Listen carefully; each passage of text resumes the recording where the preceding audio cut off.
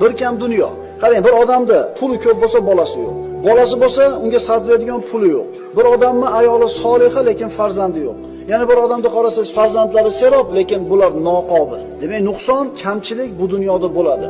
Bir kam dunyo bo'lishligi siz bilan biz uchun yaxshi birodarlar. Toki shu dunyoda g'am tashvishidan zerikamiz, Alloh taoloning huzuriga ketishlikka oshiq bo'lamiz. Alloh taolo hadis qudusida aytadi: "Azizligim va ulug'ligimga qasamki, mo'min bandamning jonini olar ekanman, men unga rahim qilishni xohlayman.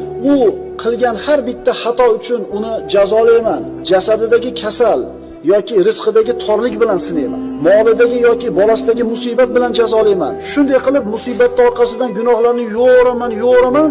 Agar undan gunohdan biror narsa yana qolgan bo'lsa, o'lim sakarotini qattiq qilaman. Oxirida shu bilan yuvib tashlayman", deyapti Alloh taolo. Shunda u menga xuddi onasi uni tuqqan kunidagi holidek ro'baro bo'ladi.